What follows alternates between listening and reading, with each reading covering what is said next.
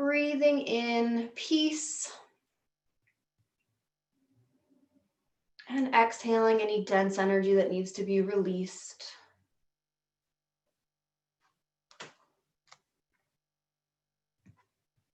And now we're going to start to take this breath deeper. So as you inhale, pull your diaphragm down into your belly and allow your stomach to expand out. So we're getting all the way down into the deepest regions of the lungs.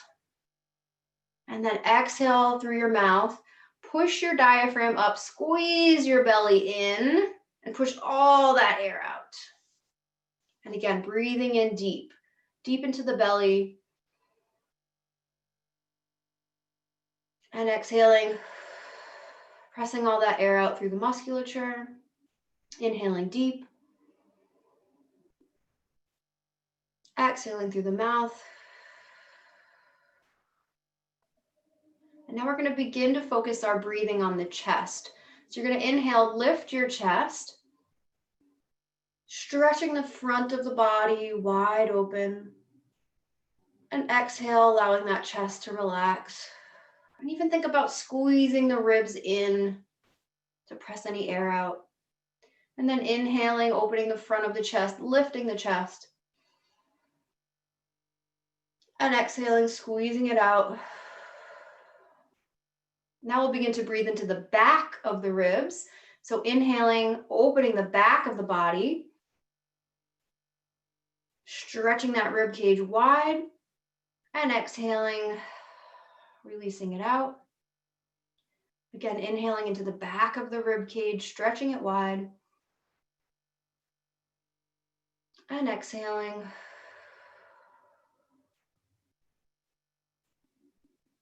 And then begin to return to a bit of a normal breath, or breathe into whatever space feels like you need it most.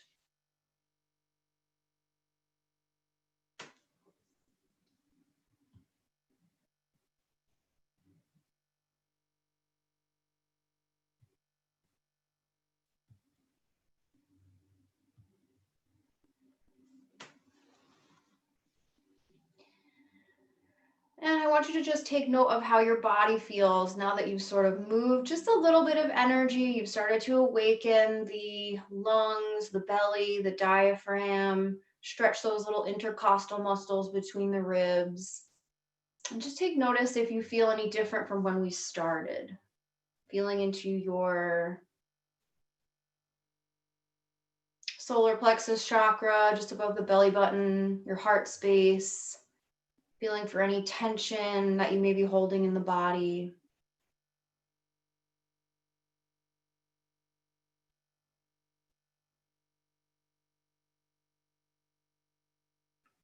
Good, and now I'm going to invite you to bring your attention back to your outer world and begin to open your eyes. And so this is one extremely simple, you can do it anytime, anywhere, you need no training way of getting back in your body. It's a way of moving the energy through your body that helps you come back to the here and the now. So most of us are familiar with the idea that breathing can help calm down the central nervous system. It can help lower stress hormones. And it does that because it brings you into the present moment.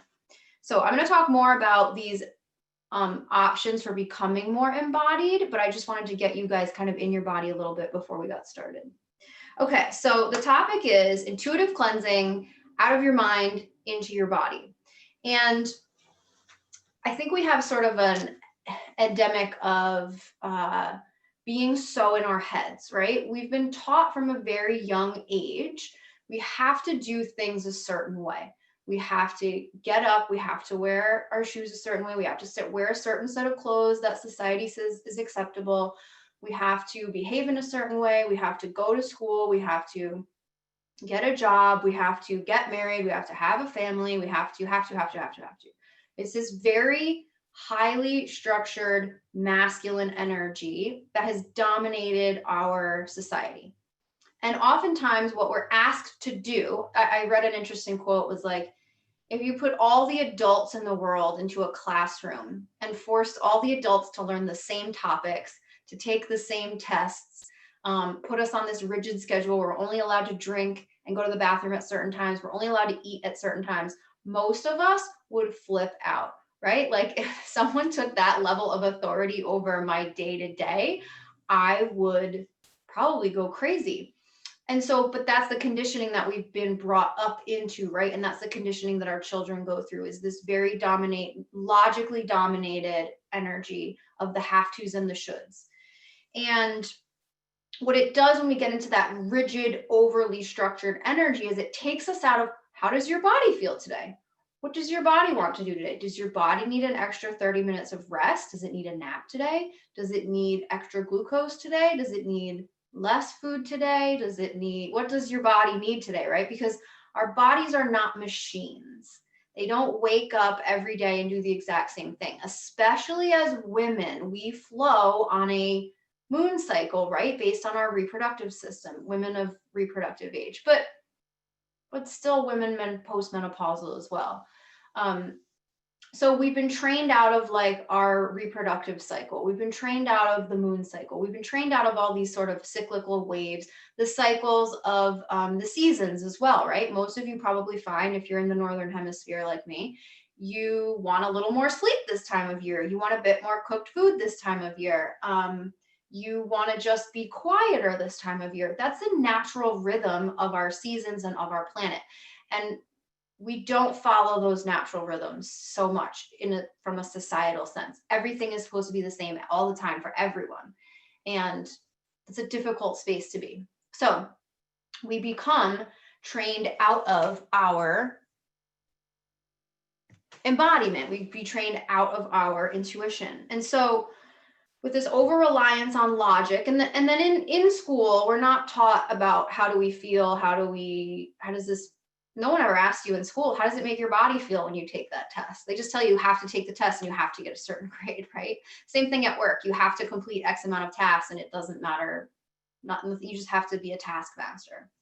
And so we get into logic. We are trained to only use our logic, to only look at let's say money, for example, as a in and out, and not to look at money as an energy, not to look at our bodies as very wise and very intuitive and giving us lots of information. We're just taught to look very external to who told me what to do.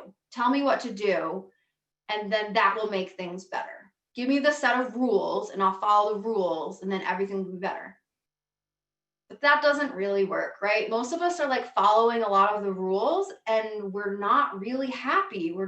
We feel locked into these situations where we've lost our freedom and we've lost our ability to listen to the messages of the body. So you may be in a relationship that really doesn't feel good, but you may be locked into the thought pattern that, well, once you get married, you have to stay in a relationship forever, or you have to be the good wife who doesn't create any disruptions in the family. You can't really speak your truth because someone else might get upset about it, even though in your body you feel really bad, really anxious, really sad, really depleted.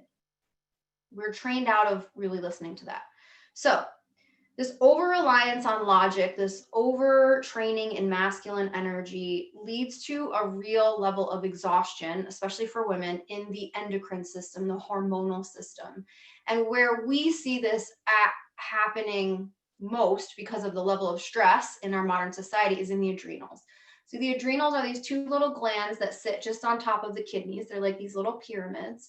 And the adrenals are like the master regulator of kind of all the hormonal systems in the body, because they really respond to external stressors. And when we are consistently bombarded with these external stressors and we're not feeling into the messages our body sends us, we're really out of our spiritual alignment. When we're out of spiritual alignment, we've lost our flow from our higher power, from your higher self, God, source, creator, Buddha, Allah, whoever is your higher power. When we are in alignment, the energy flows very cleanly and fluidly into our bodies.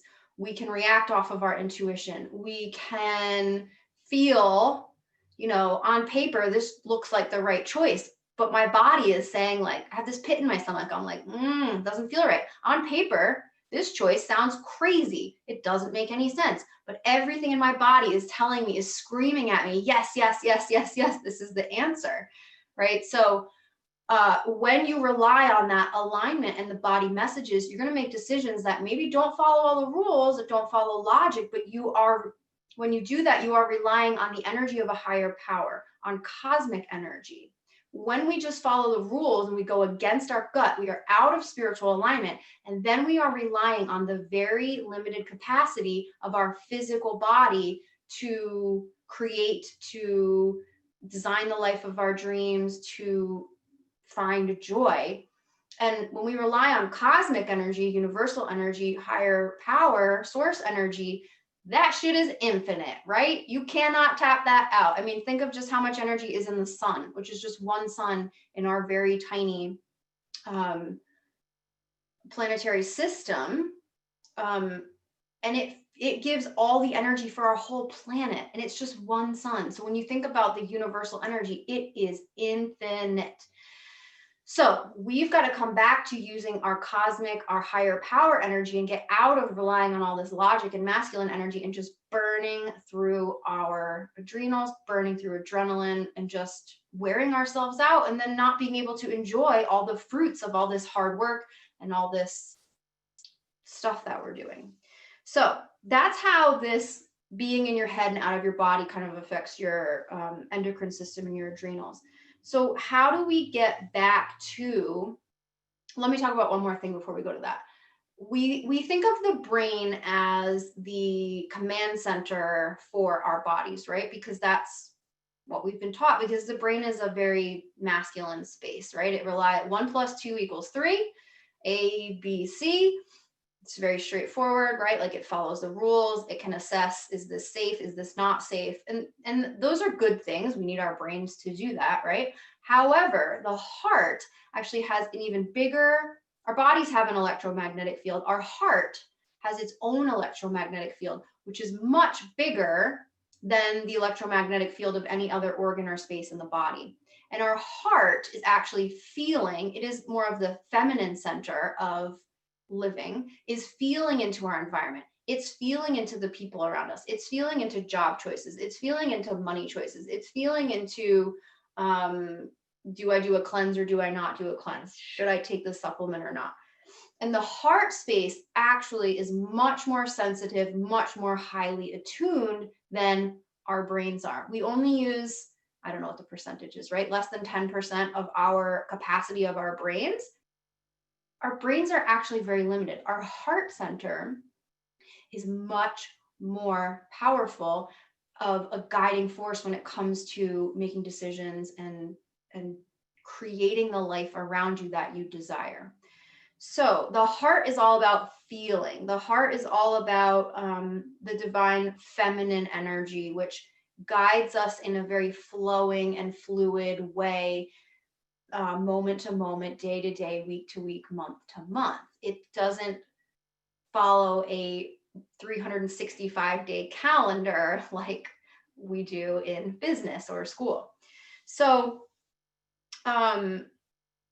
what happens is when we are constantly shutting down the messages that come from the heart, that come from the body, come from the solar plexus, the gut, when we're constantly shutting those down and ignoring them, we, like I said, we become very spiritually misaligned. We're burning up all of our adrenaline. So we don't feel, we've constantly got these negative messages coming through our body, but we're like, no, that's wrong. That feeling is wrong. I have to do this. I can't listen to that.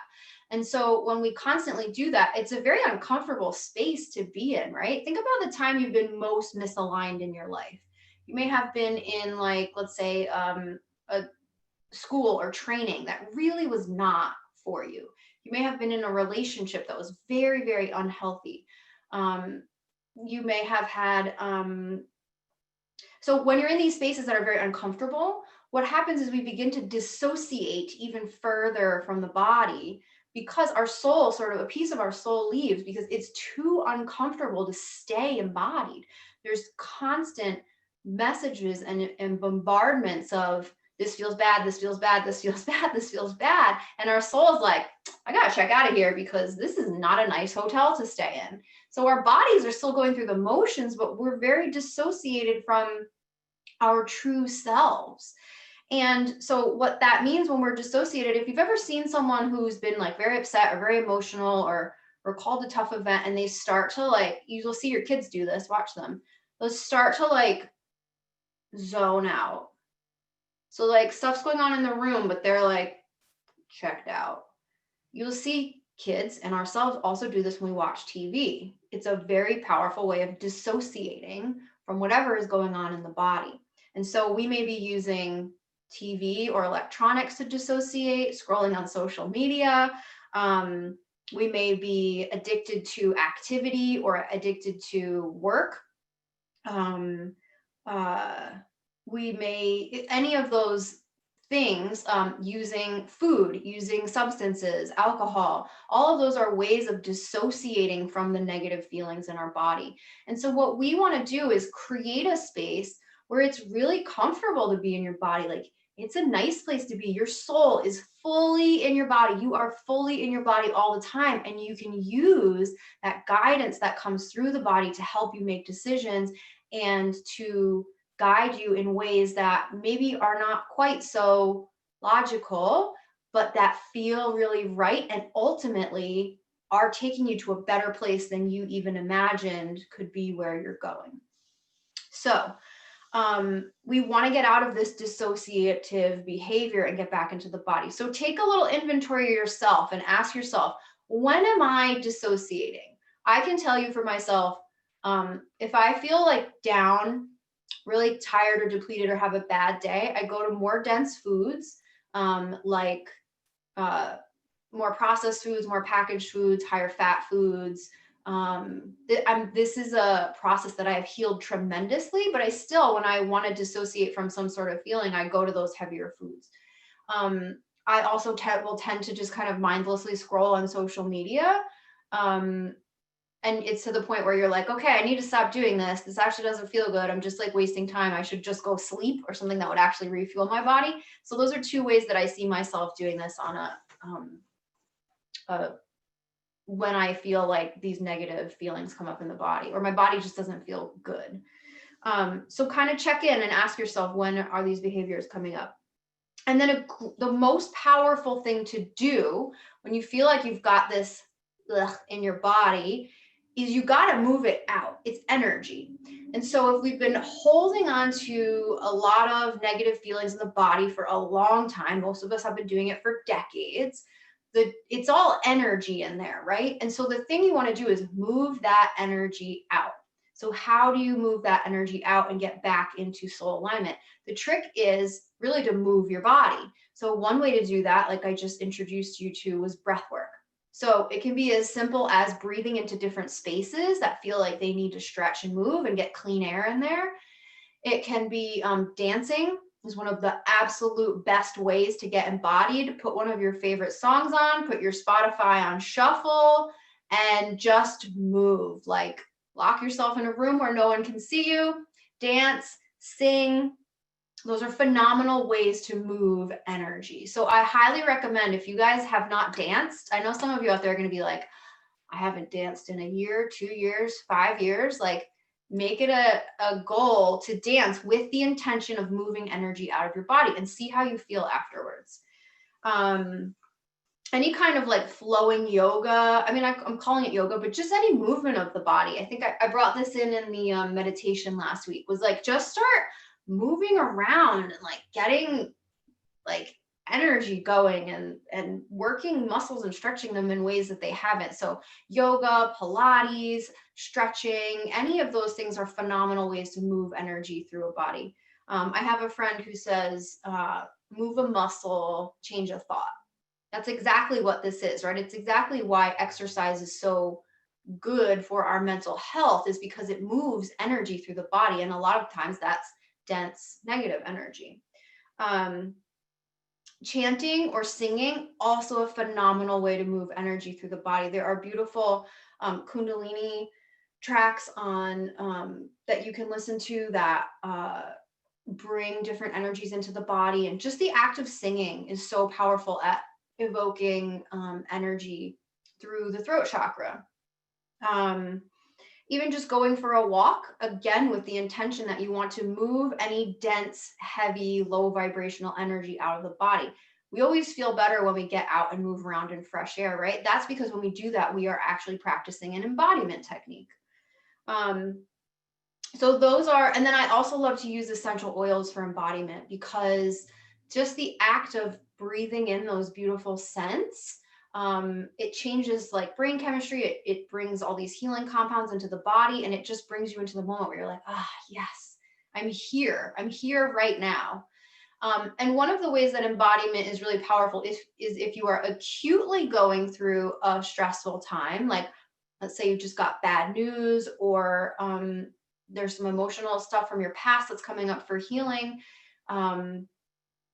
The oils can help to like elevate your spirit in that moment. Use some oils, go for a walk, or dance it out a little bit. It will help to move all of that stuff through you. And so it's great as like a daily practice. It's also great to just use as needed if you feel like there's some stuff coming up that you want to get it out. You know, sometimes you see people, they're like literally like shaking their hands out as they dance or kind of move around, and it's because they're literally like sending the energy off the body.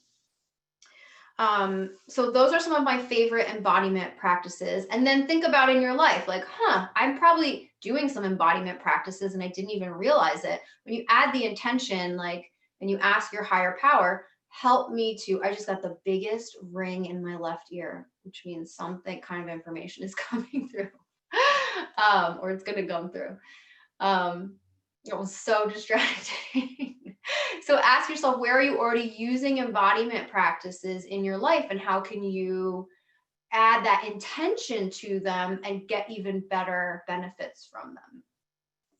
And then the other piece of getting more embodied and connecting to your intuition is to, as you move those more dense energies out of your body, and this is really also powerful as you physically cleanse, because you're moving the dense energy of toxins and pathogens and all kinds of old junk out of your body too. So that's creating space for you to feel your body more, right? Because you don't just have a stomach ache all the time or a headache all the time. How can you feel those subtleties of your intuition or your clairsentience if they're bogged down with all this physical stuff all the time? So another key piece of getting out of your head and into your body is learning to reconnect to the intuitive abilities. Every single one of you watching is intuitive. You have your own unique intuitive abilities. And getting back in touch with those again is a way of using the wisdom that comes through the body. And sometimes we think intuitive is just like a psychic, someone, or like a medium, someone who hears spirits and they tell them things and then they can like repeat them. So that's one form of intuition, but that's sort of in a logical way. I don't know if you can call it logical, but like there's sort of this expectation you're going to hear the answers and they're going to be extremely like poignant and clear. Like, do this, don't do that. Here's the answer you're looking for. Intuition is not that black and white, right? Again, that's a masculine way of looking at intuition. Intuition can be very subtle. So the four main avenues of intuition, the clairs, and there are more, but I'll give you the four main ones. The first is clairvoyance, which is seeing. So some people actually see spirits, they see visions, they see things in their dreams. That's clairvoyance. Clairaudience is hearing. So you may hear whisper in your ear. Most people oftentimes hear it sort of more inside their head rather than like from the external. So your clairaudience will come through as words, and sometimes it's not full statements. It can just be a word or a phrase. That's the most important thing you need to know. And then next is claircognizance, which is just a knowing. And sometimes I find that claircognizance can be one of the more difficult ones to trust, because again, we're looking for some outside source to tell us what's the right thing for us. But it's just a knowing. You know this is the right thing for you. You know making some investment is what you have to do, and you don't know how you'll pay for it, but you just know this is the thing you have to do. I use money examples a lot because I have one of my hugest area of healings of healing has been lack in my life, and a feeling of unworthiness of abundance, and debt for many, many, many years, and a lot of financial struggle. My life path number is an 8, which is the path of power and abundance. And so for me, I had to experience a ton of disempowerment and a ton of lack in order to truly step into empowerment and abundance. So I'm on my way. I'm not done yet. But so I use a lot of those examples because they're very fresh for me. So it may be a knowing that you need to move to a different place, even though you don't know why, but you're like, this is the place that's calling me. That can be your claircognizance, your inner knowing. And then clairsentience is your feeling. So empaths tend to have very high levels of clairsentience. And so you may just have this feeling in your that your heart expands, or it gets warm and fuzzy when you think about a certain thing, or you might get this pit in your stomach or a lump in your throat when you think about another thing. That is your clairsentience. Clairsentience, you may also feel what other people are feeling as a mode of your intuition. And so now there's these 4 major clairs. Again, there's other things, but what happens most often, there's a blend of these intuitive abilities. So sometimes you'll hear a word and you're like, oh, or a phrase will be like, yes, go for it. I can clearly remember one time when I was first learning about my intuitive abilities, I was going in for an interview and I put my hand on the door and this little voice said, this isn't going to work. And I was like, okay, why am I here? Maybe you could have told me like this morning before I showed up here. So anyway, walked in, started having a conversation, and I was like, this isn't going to work. And so I didn't waste my time trying to like make it work, because from a logical perspective, it should be a good thing for me. So start to pay attention to those little words and phrases. And oftentimes when our higher self is speaking to us, the voice sounds like our own voice. And so you may have great clairaudience, very powerful clairaudience, but it sounds like your own voice inside your head. And so you just may not be recognizing that it is actually clairaudience, that you are actually channeling information because it sounds like you. But what you'll notice with clairaudience is that the tone is different. The words are different. Sometimes it comes through so crisp and clear. You're like, wow, I could never speak those words out of my mouth so fluidly and effortlessly. So that can be your clairaudience. So not to go on a tangent in terms of intuition, but I want to just give you guys a taste of like, how else is your higher self speaking to you beyond just through your physical body, your physical sensations, but how else is it speaking to you as a knowing, as a feeling, as a vision? And in order for those, so once you move some energy through the body, get embodied, get back in your body. For me, the next step is to get very still and to ask, get into meditation, sit outside in nature, watch the ocean waves, and ask your question. Is this the right plan for me? Am I following the right healing plan, or am I doing it because somebody else told me it's the right thing? Am I doing it even though it feels horrible, even though my body is like detoxing too fast and too hard, and I'm, like it's interrupting my lifestyle. I can't go out with my friends anymore. I can't, my spouse is like totally annoyed with me all the time, but because I'm doing all these things I feel like I have to do to heal. But meanwhile, maybe they're not, because your body's telling you no, but your brain's telling you yes. Your intuition is a way to tap back in and get a more clear answer to that. Once you've moved, I have a little tiny fruit fly that is buzzing right in my face. I always think of them as fairies. It just landed right on my nose. And in my mouth. Anyway, and still flying around.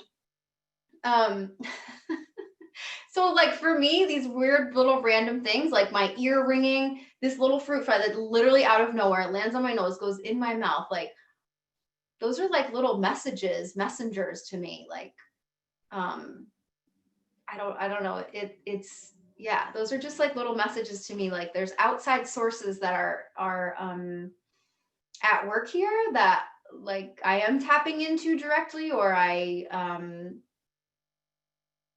or they're just reminding me that this stuff is coming from, not coming from me. This is coming from higher up. I'm not relying on my adrenals for this. I didn't write out a whole plan. I jotted down a few. Last night I laid down in bed and I was like, really, I had a busy weekend and I was a little tired. And I was like, oh, there's a couple things I want to do, but I'm not going to do it because I knew I need to rest.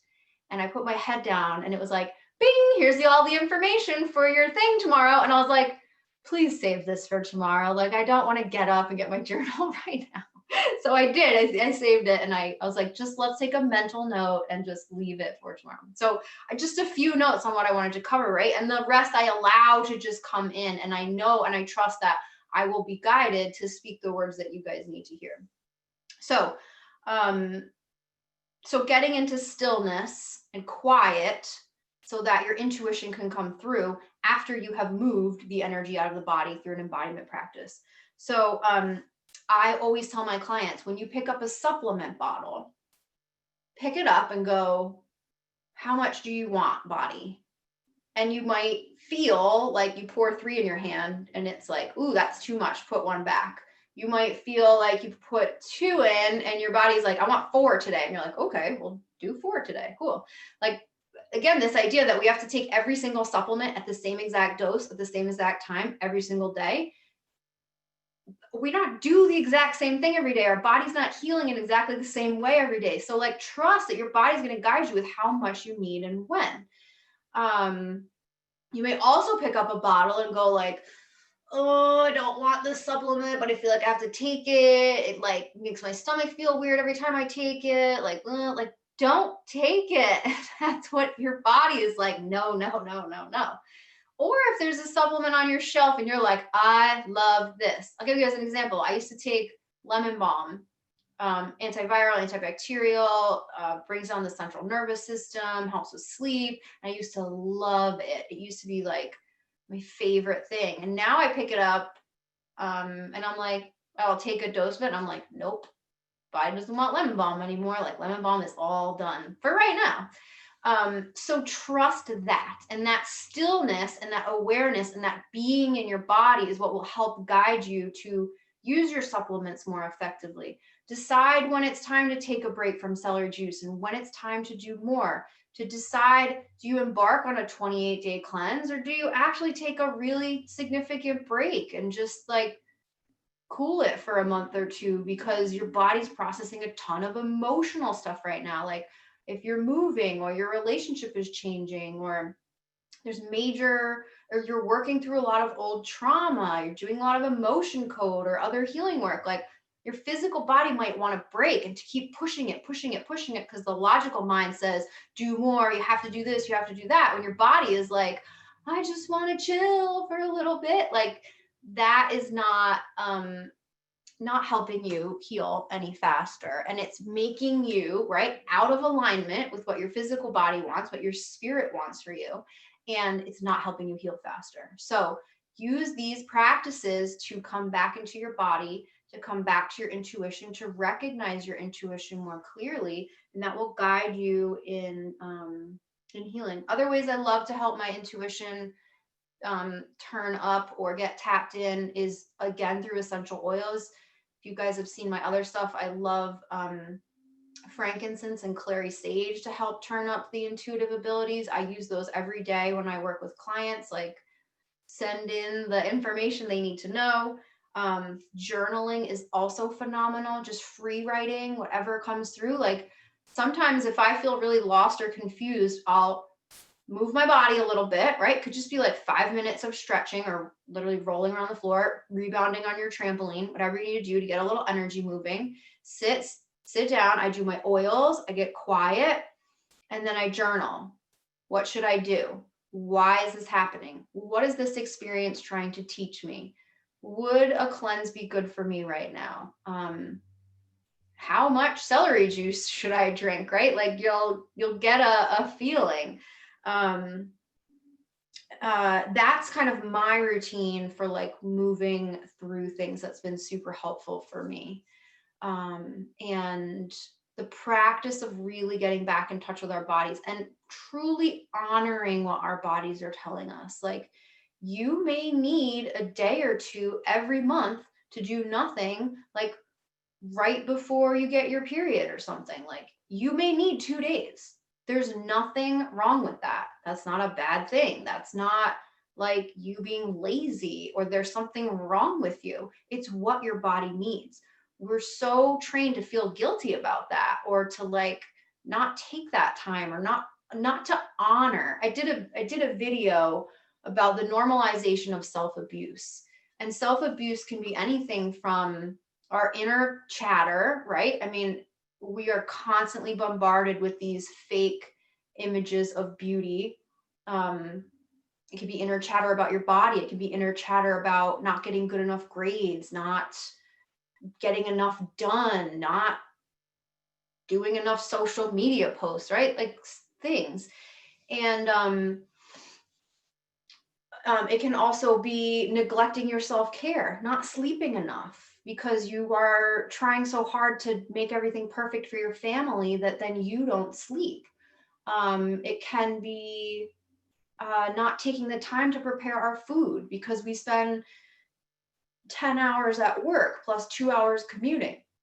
Any of those things are forms of self-abuse where, and then what do? We end up turning to like caffeine and stimulants and whatever else to force and push ourselves through. Like, we're not meant to force and push and shove our way through life so much. We're meant to spend so much more time in stillness and softness. And that's what these embodiment practices are all about: loving on ourselves, honoring our bodies, giving ourselves the space, honoring our intuition and recognizing it and being there with it. So that's what these practices are all about. And when you do that, when you come back closer to soul alignment, or you spend more time there, your physical body will guide you, your intuition will guide you, and you will find healing in every single aspect of your life.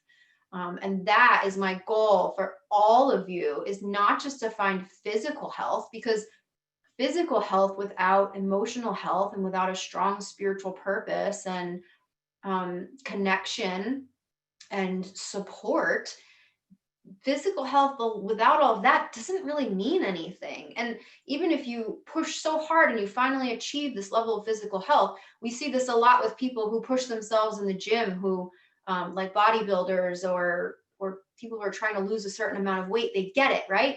They get there, they get to their perfection, and then but everything else in their life is such a mess that then it's gone like that. And then they feel even worse because now they feel like they've failed at what they had. And so one element of physical health without all the other aspects of wellness is all encompassing. It doesn't really mean anything. And it's very difficult to get there by neglecting these other things. And it's impossible to stay there if you aren't honoring the body, connected to your intuition, in your soul alignment. And when you are in all of those things, that is when life gets freaking juicy, guys. Like, people come into your life that just blow you away with the support that they will give you. Money starts flowing to you. Your dreams of travel, your dreams of your beautiful garden, your dreams of your brand new kitchen, your dreams of being healthy enough to go to Disneyland, like whatever your dream is, those things start to become reality. And that is where I started my career, very much as a nutritionist in a super masculine, super medical space. And I was at my worst physical health. I was at my worst emotional health. I was disassociating with alcohol constantly. I was disassociating with food. I would have horrible back spasms. I had terrible adrenal fatigue after my daughter was born, because I didn't know, nobody teaches us this stuff. We don't know about these things about embodiment and about intuition.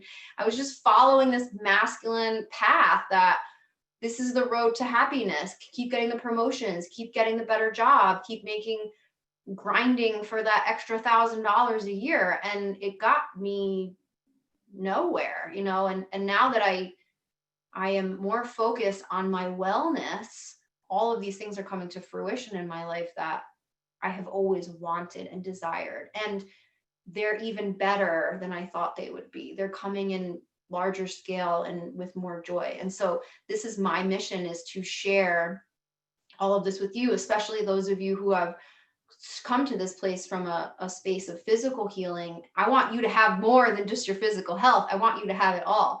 So that's what this is all about. So I'm going to open it up to you. Oh, scared my kitty over here. I'm going to open it up to you guys for questions. So you can unmute yourself and ask a question. You can put questions in the group chat. If you guys are on Facebook, you can also comment with questions. Facebook has a little bit of a lag, but I will get your questions a minute or two after you post them on Facebook. So anyone who's brave, who has questions, go ahead. Or not so brave, do it anyway. I guess that makes you brave if you're nervous and you do it anyway. Anybody questions on embodiment practices, questions on intuition, questions on should I take this supplement? Should I eat raw till 4? Any kind of questions like that. I can help you guys work through. They can be very personal questions, like, here's my situation, I'm stuck, what do I do? I can help you use these practices to move through that like pretty quickly. Holly asked, what brand of essential oils do you recommend? I use doTERRA oils. I think that they are, so I've done some, I used to do a lot of research, right? When I was super stuck in my masculine energy, I would like research like every single detail. And that's what I was taught, like in graduate school and wherever else. And I don't do that anymore at all. I strictly operate off intuition. So what I do, I had researched oils years ago and come to doTERRA as a very good brand. And then I have a group I work with that does a lot of, we do intuitive testing. So we use a pendulum and we'll test like, what's the % of benefit of this product? What's the % of purity? I also use this for clients and I ask, what % of EBV do you have in your system? What % of strep? What % is your liver functioning at? And that really helps guide treatment. So we've tested as a group many, many different brands, and doTERRA is one of the ones that consistently comes up as a very high benefit. Living Libations also is very, very good quality and pure. They're one of the most expensive, but they are absolutely one of the best. And the other oil company that I would recommend is Rocky Mountain Oils. I use doTERRA, but those other 2 brands are also very good as well. Oops, let me grab this Facebook question first. Any other tips on connecting with your guides? So here's the thing about guides, right? Like, I feel like we kind of have this idea that there's this like external guide that's going to like tell us the answers, right? Like Spirit of Compassion with Anthony. Like, not everyone is going to have that. For me, I don't work with guides. I always channel my higher self. I do have guides that come in intermittently and will tell me things, teach me things. Angels will give me information that I need. I don't have like some people channel a specific being, right? Like in Law of Attraction, Abraham is channeled, right? Like, so sometimes we're looking for like these guides to be like this one clear boom. We all have a ton of guides. For me, they come through as my higher self. I primarily, not always, but primarily I hear my own voice in my head that when I'm getting clairaudience. My primary gifts are Clairsentience and Claircognizance. So like I know and feel. But I do get a lot of clairaudience and I do get a lot of clairvoyance in my readings. So so in looking for a specific guide, you can do meditations, ask for a guide to come through. Or you can just listen to whatever pops up for you, and doing the embodiment practice and just day by day, recognizing little bits of intuition, little synchronicities, those are going to help you connect to the information coming through for you. So that's my very generalized info on connecting to guides. I think we are like looking for a specific thing because we think it has to be a certain way, or it should be a certain way, or we hear other people doing it that way, so that we think it should be that way for us. But each of us has a completely unique set of intuitive gifts, a completely unique set of guides that are going to speak to us in different ways at different ways at different times. So we just have to kind of surrender to however our intuition comes to us in that moment. And I want to say a quick note on intuition. If you've had a lot of trauma in your life, or you've been very dissociated from your intuition because you had to be for a long time, it can be very difficult to figure out what is your intuition. But the one thing I will say on that is that your intuition is always a loving voice. Sometimes it'll give you a little kick in the ass, like, girl, you need to do this, quit messing around. But it is always from a place of love, and it is always a gentle voice. So if you struggle with that, that's the one tip I'll give you there. Kelly, how do I heal my back? Well, that's a great question. Yeah, I mean, that's something to heal anything. We've got to work through, how's your liver and adrenals functioning? That's first. What is the cause, the root cause of your back pain? Are there pathogens in there? Is it shingles? Is it a major misalignment? Is it, if you've been having like chiropractic adjustments or craniosacral therapy and it's not sticking or holding? Are there energetic patterns that are holding you there? You have major nutrient deficiencies that are creating muscle spasm. I would ask you all those questions to kind of work through a plan to heal your back. Okay, Lindsay says, I can definitely relate to the money, lack, worthiness hurdles. Any tips on how you get from a logical place of there is not enough money to do that, not even close, to racking up my credit card and trusting money will magically show up? I will get guidance to do something, then I learn how much it will cost me and I scare myself out of it. Yeah, I should do a whole thing on money, guys, because I have been in debt since I was 20 for, let's call it 18 years. And I'm just coming to the space finally where I'm out of that pattern. Again, remember, this is a life lesson for me. I could not have avoided being in debt. The universe was going to create a situation of debt for me because I had a lack mindset. I was raised in a lack mindset. I was raised in scarcity of food, not significant. I never was hungry, but there was always a lack thing there. And so I had to experience credit card debt. I had to experience student loan debt. I had to experience being in really misaligned jobs that paid me a lot of money and were like draining my soul, that were making me gain a pound every single month. I had to experience those things in order to get to the space where I have a business where I go, okay, this month, me and my spirit team, we need to generate this amount of money so that I can do this program, so that I can create the next thing for my clients, so that I can so that I can pay for a house cleaner, so I have more time and I have more freedom in order to do my work and stay in my highest vibration. So yeah, so for a long time, I had to do the credit card debt thing because I couldn't stop listening to my intuition. And I had to invest in these programs that would help teach me how to get out of lack, that would teach me that I held unworthiness. I didn't even know I held unworthiness, right? I had to go through these spaces that helped me heal repressed trauma that was making me feel incredibly disempowered. Because without being in my power, I couldn't raise my vibration enough to attract more abundance. And the why for the money has to be there too. Like the reason for me to create, to generate a certain amount of revenue is for the freedom, so that I can be in my highest vibration at all the time. So I can get the amount of sleep I need, so I can buy the highest quality supplements, so I can buy organic food from my local grocer, which is more expensive than my cheap food from a big market.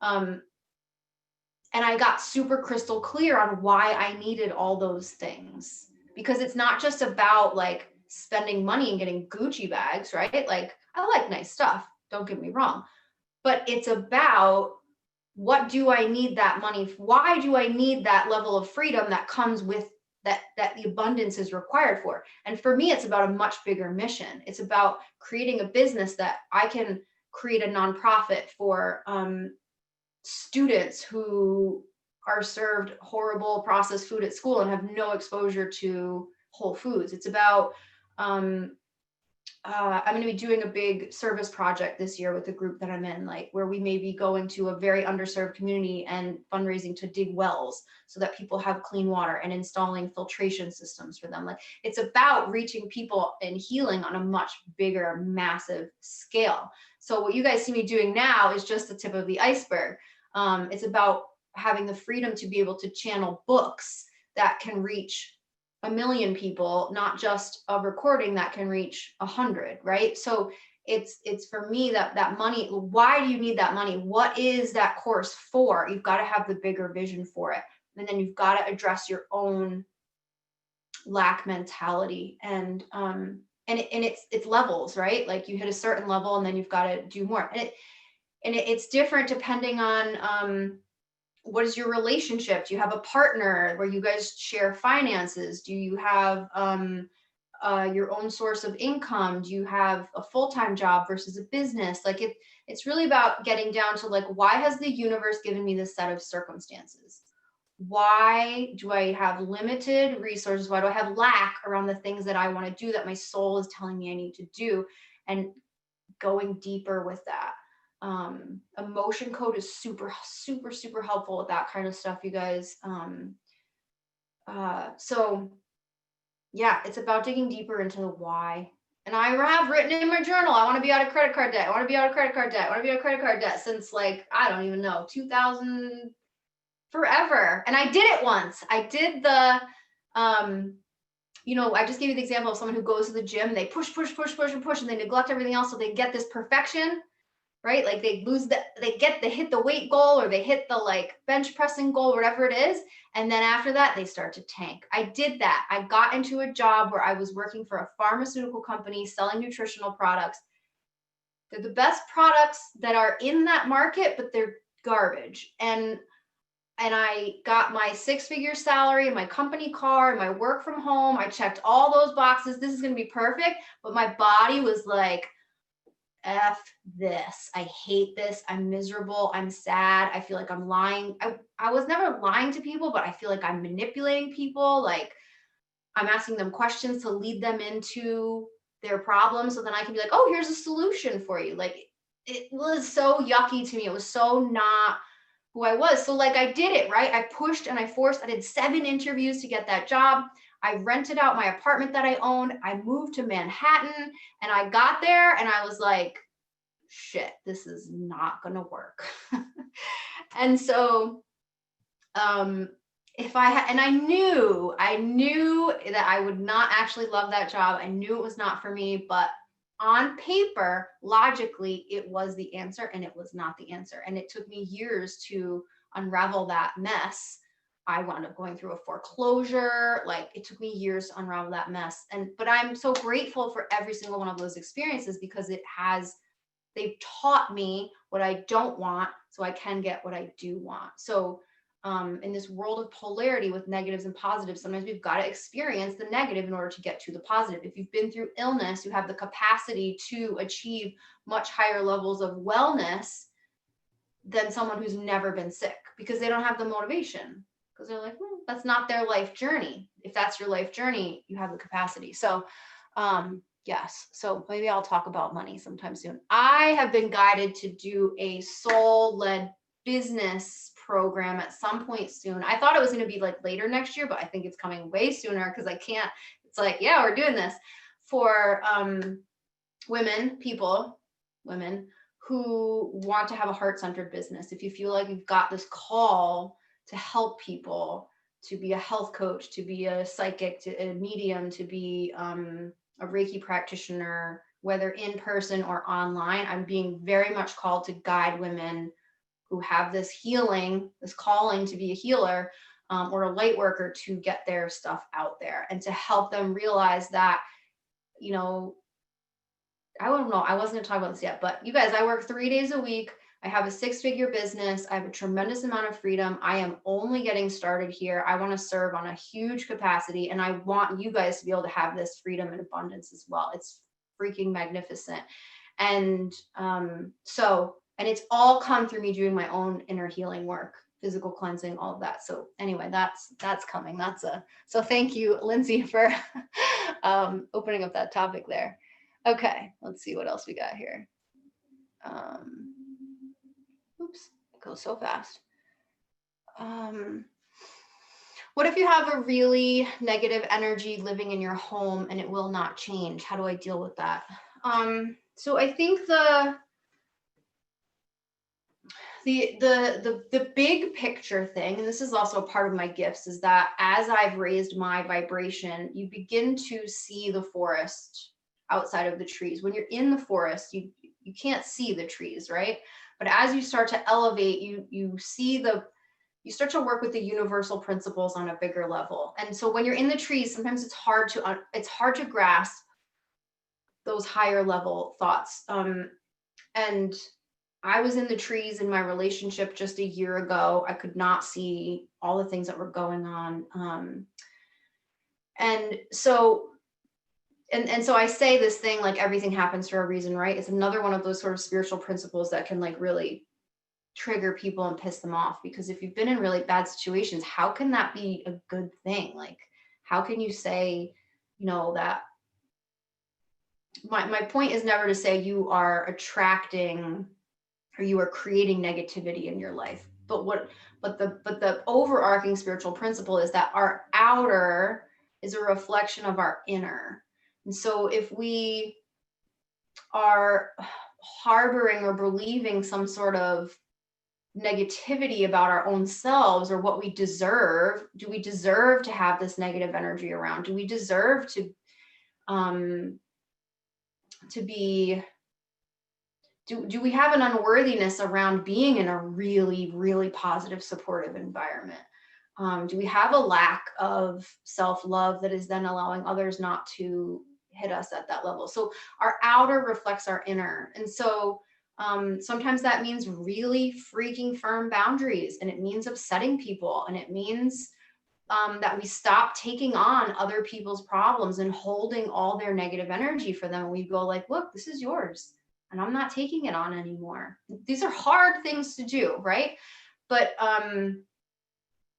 it's about continuing to do your own healing work, so you get into a space where that energy is such a different vibration from you that oftentimes that energy will just leave because it can't stand all the light, right? Like, a dark forces, when there's a ton of light around, they're like, I'm done with this. I can't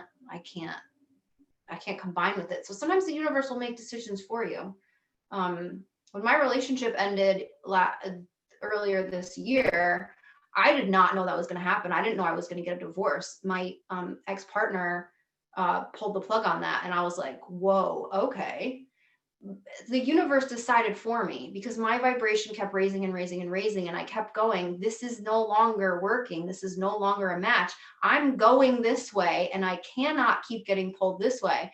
And so the universe was like, okay, that energy's gone now. You don't have to make a hard decision. Like, we took care of it for you. And it was not what I expected. It was not what I planned for. It was not, but it's the best thing that happened to me. And so if we just continue to focus on where do we want to go, we want all positive energy around us all the time. We need financial abundance. We will accept nothing less. We need supportive relationships. The universe will support you and help you as long as you continue to raise your vibration and to call in the support. So I'm going to be talking all about raising your vibration on tomorrow's call at 6 p.m. East. No, that's Wednesday. Sorry, Wednesday at 3 p.m. I believe it is Eastern. That's going to be all about raising your vibration. So I'll be talking on that in detail. But yeah, keep doing your healing work and asking, what is this situation? Why has the universe given me this assignment? What is this showing up to teach me? What do I need to address? Okay, Dustin, how can I tell if I need to add in 5-MTHF? So this goes to start with logic when it comes to supplements. Do you have a methylation issue? Do you have a very sluggish liver? how do you know if you have a methylation issue? What I do is I do the intuitive testing, and I look at what is your liver function and how well are you methylating. And then I also test intuitively with the pendulum. Do you need this supplement? Is it beneficial? How beneficial? I give it a score. And then I will also test the dosage. So that's how I do the intuitive work to ask about that stuff. Also, think about it. Do you feel really, really drawn to it? Are you like, I really want to try this supplement? Then yeah, go for it. It's a very basic water-soluble B vitamin that has essentially no toxicity. Some people with a very fragile central nervous system can have a little reaction to methylated B vitamins, but it's not life-threatening in any way. Like, it might make you feel a little anxious for a few hours. That's going to be your worst reaction. So yeah, ask yourself those questions and feel into it. Do you get really excited? Does your heart go like, yeah, let's get that 5 MTHF? Or is your body just like, whatever? Just kind of feel into what it's telling you. After you do your embodiment work, put some oils on or whatever helps you get into your body, do a little meditation, get quiet, and then start asking those questions. Okay. I'm going to do a couple more questions. Hannah asks, how did you know when you were clairaudient? Were you for a while before you noticed, or did you notice immediately when it happened? I think I was, and I just wasn't. One thing I didn't realize is that I was hearing my own voice. I'm always someone who has I'm much better in words than I am writing. Like, I'm too much of a perfectionist. Like, writing is never been my thing. But when I get up in front of people, I just start to flow. Like, it just, and what I've always been doing is kind of channeling, and I've always been working through the information my higher self has been feeding me. And so I think I've always been to some extent clairaudient, but I didn't know it. But like that one moment where I grabbed that door and the exact words were, "This is not going to work," I was like, whoa, that was my intuition. Like, that was clairaudience. That was super cool. So like, yeah, I think most of us possess some degree of all of the clairs. We just need to begin to tap into them more. And I don't have that, like, I don't know, maybe I have it more than I think. Now I'm so into my intuition that like, I roll with it. I trust it. So again, I don't even like recognize it that much. I'm just like, intuition is how I go now. So yeah, so that's a good question though. So I think I had it. And what we can also do is, as we give energy to these and set intentions to receive more of our clairs or more intuition, they will become stronger and louder too. Tips on honing into your intuition when life feels hectic with 2 young kids around you most of the time. Struggling to fit in time for wellness. So I think sometimes we also think that we have to like dedicate this whole hour to like yoga and then meditation and then oils and then journaling and then reading. And like, that's not how life works sometimes. My meditations are like 15 to 30 seconds sometimes. When I had a little kid that was with me all the time, I would do my meditation while I was laying in bed with her, getting her to sleep. I would do like my energy clearing and my grounding then. Yeah, it can just be like when you go in the bathroom, if you can lock the door, mommies, lock the door in the bathroom for 2 minutes. You can do it while you're there. Ground, say a prayer, or put a little bit of oils on yourself. You can also try to do it with your kids, even if they'll only do it for 3 or 4 minutes. Like, just be like, okay, we're going to meditate together. Like, we're going to say Om, we're going to, mommy's going to say a prayer, and then you can say part of the prayer if you want to, depending on their age, right? So like, get them involved too. Do oils with them. Kids freaking love doing oils. You can do like, even some of the like spiritual books, the I Am series, or like, that's like a form of embodiment for you and your kids to do together too. Move around with them. They will make you move, run, kick, play, throw. They will help you get embodied too. So take it in little tiny snippets. If you don't have a lot of time to dedicate to yourself, take it when you can. I get in the bathtub with my daughter. We do Epsom salt baths together. She's 3. We still fit, just barely. So yeah, do it with them, and little snippets here and there. It doesn't have to be like a whole huge thing. Sandra says feeling anxious and overwhelmed often, also scattered. Is this due to being blocked with chakras? I'm thinking this is inhibiting my intuition also. Yeah, that anxiety and overwhelm and scattered, that's a sign of a heightened central nervous system response. And so you're in adrenaline, you may have heavy metals, you may have a lot of virus in the system that's also creating that stuff. So go step by step with your physical healing. And as you start to clear out the toxins and stuff, that will be a huge level of creating more calm and clarity. Also grounding. I cannot stress how important grounding is. If you hadn't seen my, well, I take that back. So I have grounding at most of the beginning of my meditations, which are on my website. I also have promised for months and months that I would do just a grounding meditation. So I will put that back at the top of my list. You can do like a 10-minute grounding meditation that and a chakra clearing, and that is just extraordinarily helpful too. So just Google like a grounding meditation too. That can also be really helpful. How do you know if a reaction, i.e. joint pain, for example, is a detox reaction or a viral reaction? So a flare, a symptom flare, when you've got a kick up in viral activity or bacterial activity, will typically come after some sort of stressor, after like a major derailment from your healing protocol. It's typically going to come after some kind of stressor. It can be delayed though by a number of days. So be mindful of that.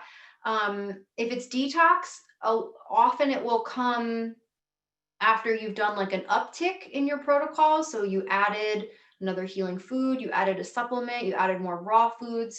Those will typically be more indicative of detox. That's also something that you will get more detox. You'll get more flares early on in your healing. I shouldn't say that. You'll have a lot of flares and a lot of detox early on. And as you move through your healing, you'll get less flares, less detox, less flares, less detox. And then as you get towards the end of your healing, you will just have detox and you won't have flares anymore because your pathogens will be super low. So it also kind of depends on where you are. Either way, you know, the thing is to just get more rest as you move through it. Just listen, be like, what does my body need to get through this now? Sometimes you may need a little more supplements. Sometimes you need to back off on supplements. It really depends on your individual situation and kind of what your body's telling you.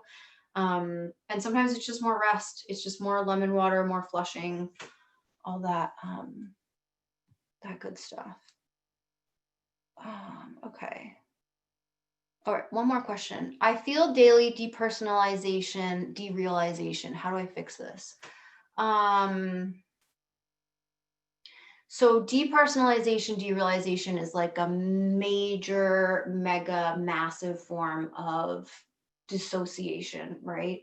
So Holly, I would definitely be like, you know, my guess is there's some degree of trauma underneath that. That's tip. I'm just checking if there's anything else that needs to come in here. That's typically at the root of it. So a lot of times the embodiment work and the energy moving is going to be of the utmost importance for you. So I would focus on starting some kind of embodiment practice that feels really good and really, really safe for you. So it might not be wild dancing, you know, it may just be like stretching. Like every morning I stretch and love on my body a little bit, and that might be just the place to start. So yeah, and also getting down to the root of that stuff too. All right, so we've been at 1 hour and 15 minutes here. I'm gonna close up shop.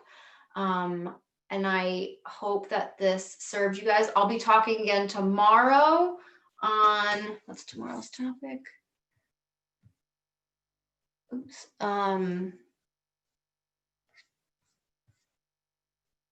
Somewhere. Tomorrow's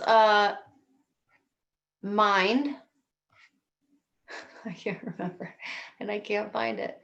Hang on.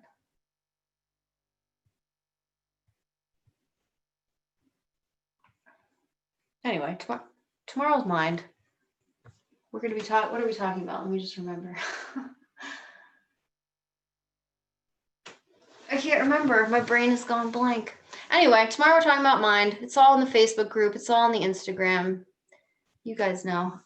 So yeah, tomorrow we're talking about mind and the art of surrender. Thank you. Which is all about calling in more joy and vitality into your life. So 6 o'clock Eastern tomorrow, we've got a little evening one. It'll be the same kind of format. I'll talk for like 30, 45 minutes and then open it up for questions, and can't wait to see all you guys there. Thank you so much for being here. Sending you all love and light and a tremendous amount of healing energy. Keep up the good work. Bye.